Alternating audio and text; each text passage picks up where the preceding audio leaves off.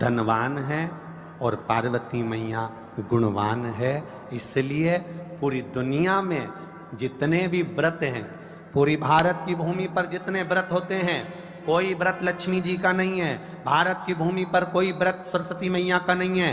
भारत की भूमि पर कोई व्रत इंद्राणी का नहीं है। भारत की भूमि पर कोई व्रत किसी देवी का नहीं है। जितना भारत की भूमि पर एक व्रत भारी है वो है माता पार्वती जी का। तीज का व्रत करोगे तो पार्वती जी का है, चतुर्थी का व्रत करोगे तो पार्वती जी का है, छठ का व्रत करोगे तो पार्वती जी का है। आप जितने व्रत देवी जी का करोगे नवरात्र में तो पार्वती जी का है। भारत की भूमि पर जितने व्रत हुए नारियों के, छोटी तीज, बड़ी तीज, हरतालिका तीज, करवा चौथ, जितने चतुर्थी के व्रत, जितने तीज के व्रत, जितने छठ के व्रत, जितने भारत की भूमि पर हुए, ये सब माता पार्वती जी के हैं। पार्वती के क्यों हैं?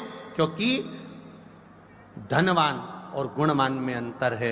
माँ पार्वती गुणवान है, इसलिए माताएं उनके व्रत कर कर अपने अंदर भी वो गुण उत्पन्न करना चाहती हैं कि हम भी ऐसा तप करें, हम भी ऐसी साधना करें। हे माता पार्वती, जैसे आपका अखंड सौभाग्य है, हे माँ जगत जननी, हमारा भी मांग में अखंड सौभाग्य रहे। जैसे आपके चूड़े अमर हैं, हे माँ हमारे हाथ में भी चूड़े अमर हो। हे माँ जैसे आपके भाल की बिंदी अमर है, माँ मेरे भाल की बिंदी भी अमर हो।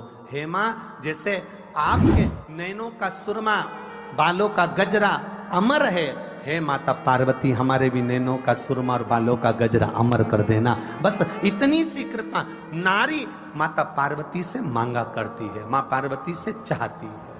सूचक वस्तुओं का जो दान करता है वो जीवन में कभी विधवा नहीं होता। महाराज वो 8 वस्तुएं बताई हैं।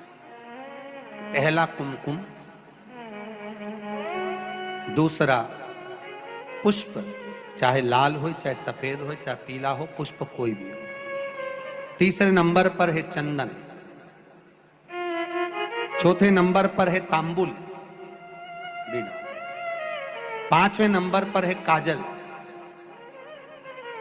6ठे नंबर पर है ईख। क्या बोलते हैं यहां पर ईख को? क्या बोलते हैं? गन्ना, ईख। 7वें नंबर पर है लौंग, खाने वाली जो लौंग होती है, लौंग। और 7वें नंबर पर है, 8वें नंबर पर है जीरा। कहते हैं चैत्र महीने की तृतीया तिथि को बिना नमक का भोजन कर कर, सुबह बिना नमक का भोजन करें, एक समय फलाहार करें बिना नमक का, और तुला दान के बराबर एक पलड़े में अपन बैठकर 8 वस्तुएं तुला की रख कर जो दान दे देता है वो नारी कभी विधवा होकर नहीं जाती। 7 जन्म तक अखंड सौभाग्यवती रहती है। अखंड सौभाग्य कार्य करेंगी तो भी सौभाग्य की सामग्री देंगी। सौभाग्य की सामग्री का दान क्यों किया जाता है? सौभाग्य सूचक वस्तुओं का दान क्यों किया जाता है? सौभाग्य की वस्तुएं क्यों प्रदान करी जाती है, क्यों दी जाती है? उसका कारण क्या है?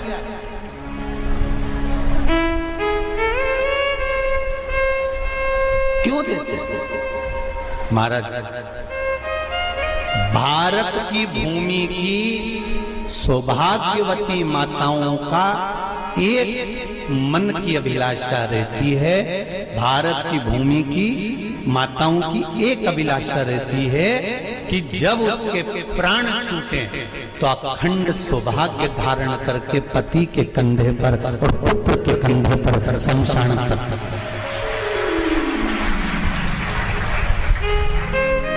ये भारत की भूमि की माताओं की सोच है, उनके मन का संकल्प, उनके मन का भाव। और विदेश की माताओं का क्या संकल्प होता है? महाराज भारत का एक संत विदेश गया और भारत के संत जब विदेश गए तो वहां पर एक मां, एक स्त्री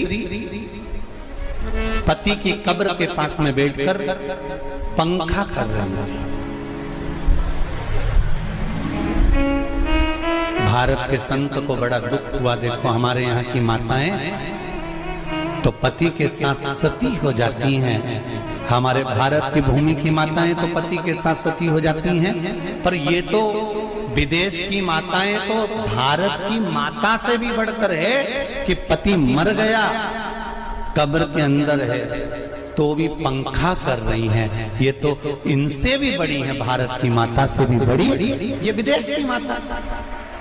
तो भारत के संत से रहा नहीं गया और भारत के संत ने जाकर पूछ लिया विदेश की माता से, माँ जी एक बात बताओ, हमारे यहाँ पति के साथ पत्नी सती हो जाती है, वो प्रथम गिनती में आती है, पर तुम तो उससे भी बड़ी हो कि पति मर गया उसके बाद भी उसकी कब्र को पंखा कर रही हो। इतने में विदेश की माता ने कहा, मैं पति को पंखा नहीं कर रही हूं, हमारे यहाँ नियम है जब तक पति की कब्र नहीं सूख जाए हम दूसरी शादी नहीं कर सकते, इसलिए पंखे से सुखा रहा।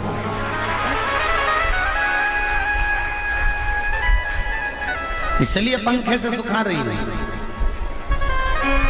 मेरे भारत की माताओं में और विदेश की माताओं में अंतर है साहब। मेरे भारत की माताएं अखंड सौभाग्य की वस्तुएं धारण कर कर अपने आप को गौरवान्वितता महसूस करती हैं और विदेश की माताएं ये सब वस्तुएं उतार कर गौरवान्वितता महसूस करती हैं।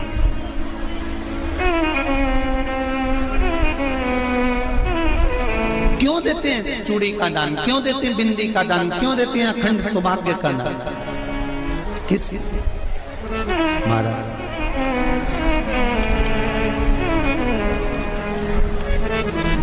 मेरे हाथों में भर भर के चूड़ी रहे, मेरे हाथों में भर भर के चूड़ी, और मैया कोई काम नहीं, मेरे मस्तक पे चमकती चूनर रहे, मेरे मस्तक पे चमकती चूनर रहे, और मैया कोई काम नहीं,